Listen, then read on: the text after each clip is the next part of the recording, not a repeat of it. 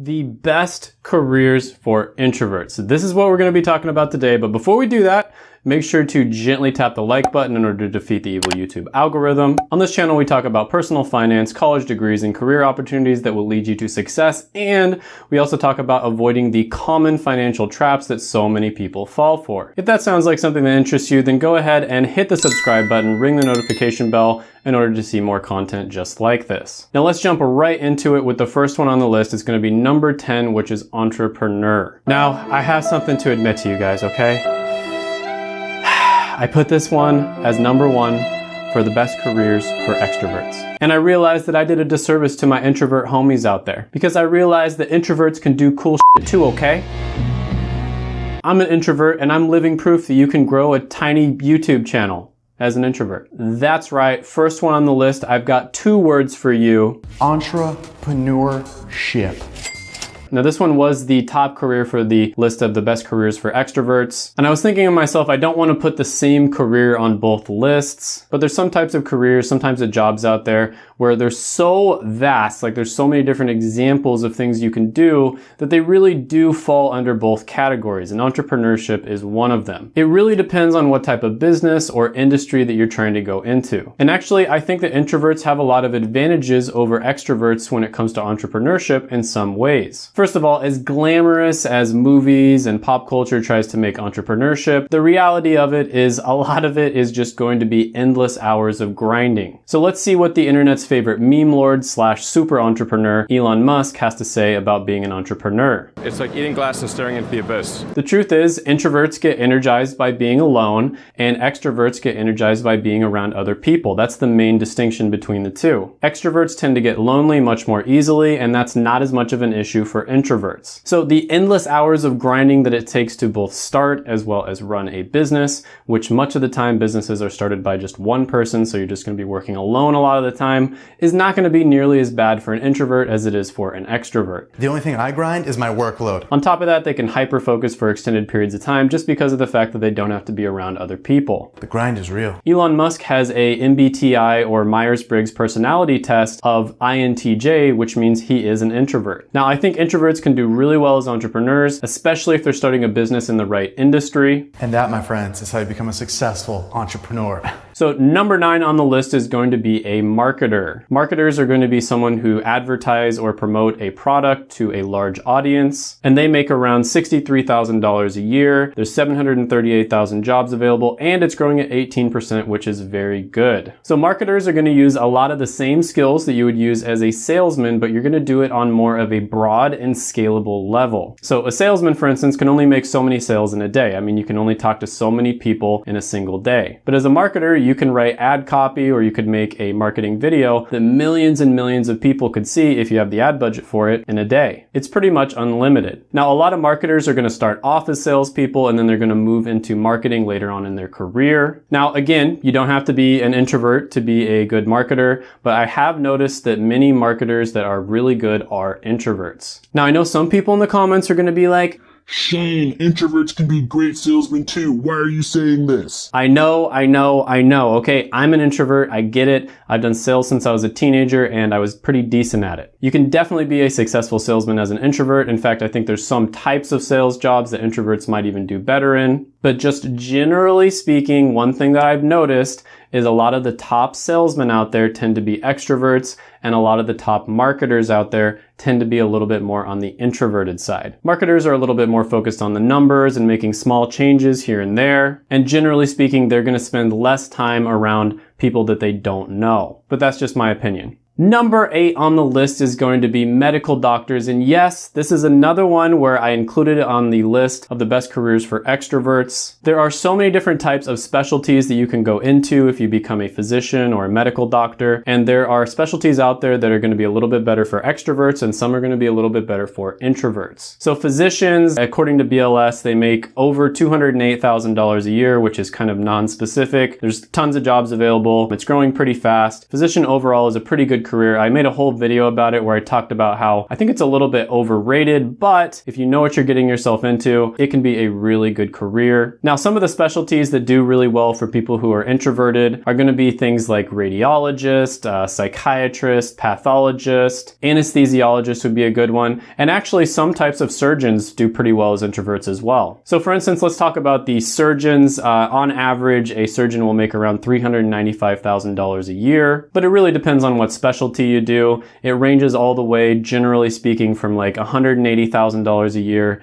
to some specialties make around $600,000 plus every single year as a medical doctor. And again, it depends on which specialty you do, what residencies you do, etc. A lot of the time, psychiatrists are very self-reflective. They're introverted. They have good people skills, but generally speaking, that's on a one-on-one level, or maybe, them talking to two different people. They're not going to be having to talk to like an entire group of people usually. Same with pathologists, of course. They study different diseases and injuries, and when somebody dies, they're the ones who generally will do the autopsy. So I just wanted to put this one in there just because of the fact that I realized that, doctors, a lot of the time they have to be extroverted just because they're constantly communicating with different people. They're constantly going to be meeting new people, but there are some types of physician specialties where you don't really have to be all that extroverted. You're going to be around the same people every day. You're not going to have to meet new people all the time. It's not going to be draining your energy like crazy. Number 7 on the list is going to be actuary. So generally speaking, actuaries will take a bunch of numbers and statistics, analyze them in order to determine the risk as well as the premiums for insurance. According to BLS, actuaries make around $108,000 a year. There's 27,000 jobs available, and the job outlook is about 18%, which is really, really good. So actuary is a career where you're likely going to either work for an insurance company,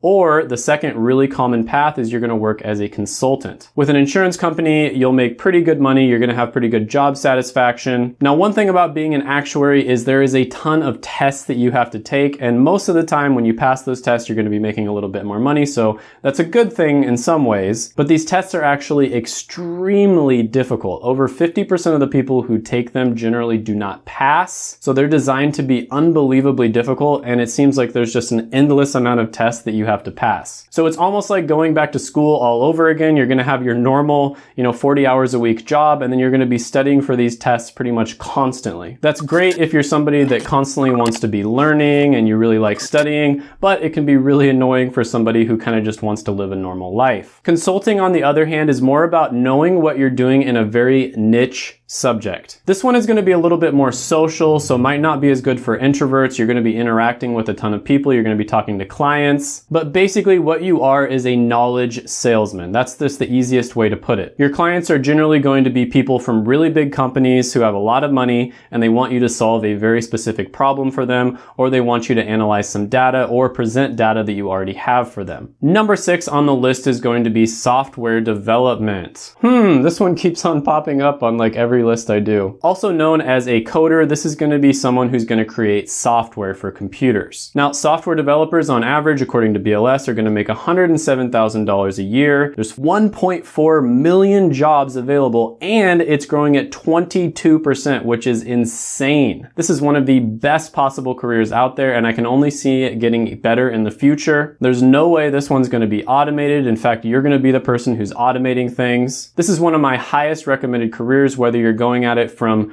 the aspect of getting a college degree, like a computer science degree, and then going into software development, or if you're somebody who maybe got a degree that is like math related or something like that, and you're not really liking your job, you can move into software development. Or if you're somebody who has no experience at all, you can still learn this stuff and then, get an entry-level job, work your way up. Pretty much no matter what position you're in, this is a really good career to get into. Now, software developers, of course, are going to sit in front of their computers for many, many hours a day. Many of them will have limited contact with other people throughout the day, and generally you're going to talk with your team through an app like Slack or something along those lines. And the people that you do talk to are probably going to be people that you interact with all the time, so you're not going to have to go and meet new people, every single day. It'll be a pretty rare occurrence. And many of them, especially nowadays with the current pandemic that's happening, do a lot of remote coding. And so they don't even have to go into an office. They're basically just coding from home. Sure, many of them will be working in an office setting where maybe you're around other people quite a bit,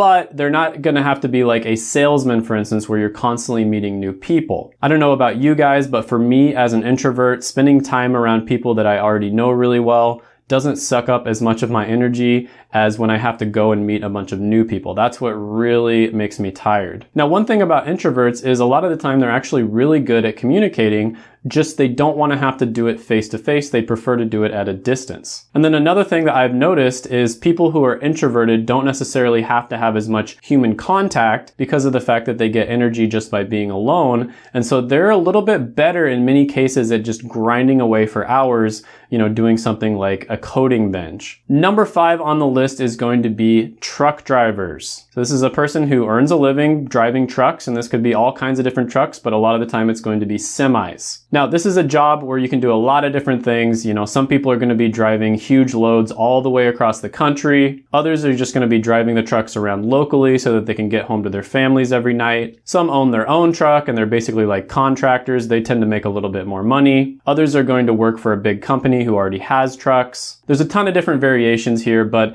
in my opinion, this is one of the better careers that you can get into with very little training. Now, according to BLS, the average truck driver is going to make around $45,000 a year. There's 2 million jobs available, and it's growing at 2%, which is a little bit slower than average. Now, I happen to think that these numbers are pretty low just because of the fact that a lot of drivers just do part-time. They'll do it during part of the year, and then the other part of the year they do something else. I'm not sure how they did their methodology on this, but just from personal experience, knowing people who drive trucks, we're talking like the big semis, they make a lot more than $45,000 a year. Now, the cool thing about driving a truck, driving a semi, is you can basically get trained in like a month or two and you're good to go. Now, like I said before, there's tons of different types of trucks out there. You've got dry van, refrigerator van, tankers that hold gas, flatbed, dump truck drivers. There's all kinds of different options out there, and the pay is going to vary based on which one you do. Now, in order to make really good money as a truck driver, and this is similar to just about any career out there, you look at doctors, for instance,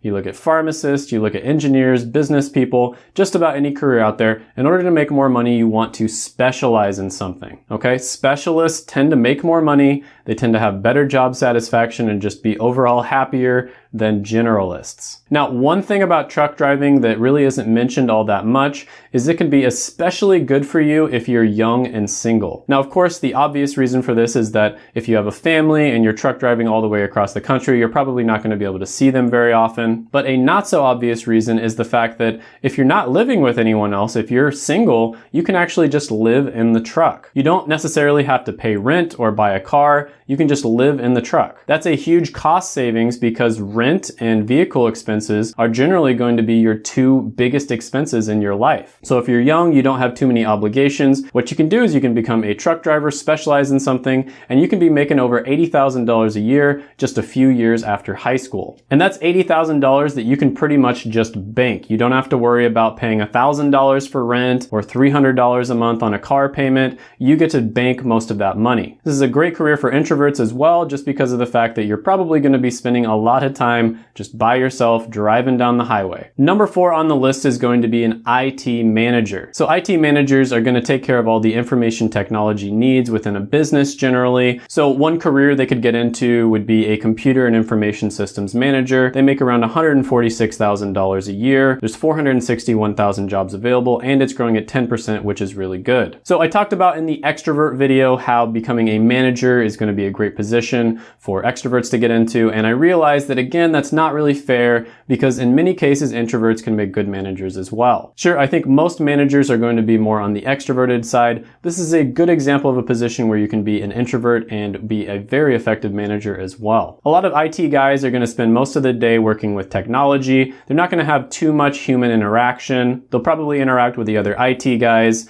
They're going to answer the phone once in a while, but they're not going to be meeting new people all the time. IT managers are going to have a little bit more human interaction than your average IT guy. However, the most important thing about being an IT manager is your technical expertise. Now, I'm not going to sugarcoat it. You're probably going to be working around a bunch of geeks, which creates its own challenges. But overall, geeks aren't that hard to work with if you know what you're doing. Too much communication is generally not going to be that much of a problem. If anything, you'll want to encourage them to communicate more. Number 3 on the list is going to be accountant. Accountants are going to be the people that prepare and examine all kinds of different financial records, anywhere from tax taxes to basically just running the books on a business. Now, according to BLS, accountants and auditors make around $71,000 a year. There's 1.4 million jobs available, and it's growing at 4%, which is about average. Now, this is a very common job out there, and because of that, there's going to be a ton of different types of accountants. Now, with most accounting jobs, there's obviously going to be a lot of number crunching, of course. And when most people think of accounting, they probably think of Excel sheets and taxes, but there's actually a lot more to it than that. There's a ton of different specialties within accounting, and there's jobs out there for accountants in just about every industry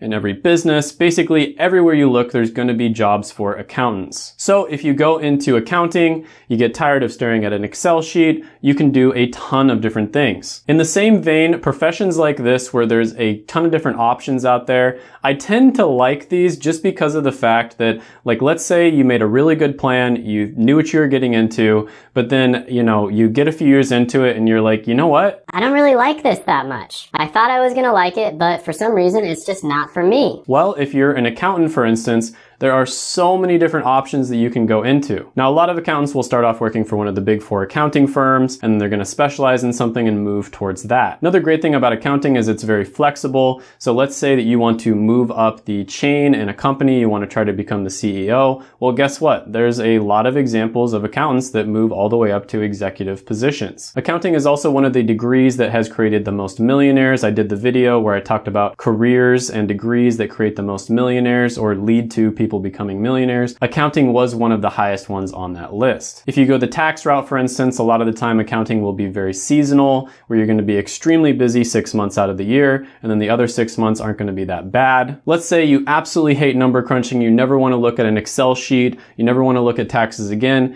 Guess what? You can move into becoming like a recruiter or something like that. Just because of the fact that there's so many people out there that do accounting, you could go to one of the big four firms and you could become an accountant recruiter. I think you guys get the idea. Very flexible career. Doesn't matter whether you're an introvert, an extrovert, you're going to find something within the career that works for you. Number 2 on the list is going to be data scientist. Now, this is one that a lot of people in my comments section always talk about. They wanted me to talk about data scientists more, and I'll probably make an entire video on it at some point in the future. So basically, what data scientists do in layman's terms is they get a bunch of crap data and they sort that data out and make something useful out of it. They can use that data in such a way that they will help businesses to make good business decisions that will lead to them being more successful and making more money. So one example of a data scientist related career that you could go into would be a computer and information research scientist. They make around $122,000 a year. There's 32,000 jobs available, and it's growing at 15%, which is much faster than average. So data science is very similar to software development, but there's going to be more of an emphasis on business as well as math and statistics. This is usually going to be data that has something to do with either sales or marketing. This is another subject, another career that combines business skills with technology skills, which is always a killer combination. Now, number 1 on the list, and this is a relatively new development since this amazing pandemic that we're all experiencing right now. Number 1 is going to be the remote version of your current job. With the current situation that's happening right now throughout the entire world, it's become more and more obvious that a lot of people can do the same job that they used to do in the office from home. For this reason, I predict that even after the pandemic is open, it's going to be more and more common to see people doing their jobs that they used to do in the office remotely. Now, some of them will do the job completely remotely, like they'll pretty much never go into the office. You can basically like travel around the world, for instance. Others will do it partially remotely, where maybe you go into the office 2-3 days a week and then you're at home 2 or 3 days a week. Now, you would be really surprised at how many different remote opportunities are out there, especially after all this stuff happened. You might think that there's no way my current job can be done remotely. So let's take pharmacy, for instance. I'm a pharmacist. What people picture in their head, like the average person when they see a pharmacist, is someone who is in a grocery store who gives them their antibiotics. No way they could do that remotely, right? They have to be there to counsel the patient. They've got to make sure that the right stuff is in the bottle and all that, right? Actually, there are a ton of opportunities to work remotely in pharmacy. The clinical and the data verification side of pharmacy can actually be done remotely, and that's in retail, of course, but also in hospitals and different clinical settings. So sure, you'd probably have to change up your career a little bit. You might be able to do a slightly different career within the same company, or maybe you have to move to a slightly different specialty, something along those lines within the same company or maybe within the same industry. But the big point here is there are a lot of opportunities for remote jobs, and I think it's going to be even more common in the future. Smash the like button, hit the subscribe button, ring the notification bell, comment down below any thoughts, comments, criticisms, etc. And before you go, make sure to check out my other videos right here. I made them just for you.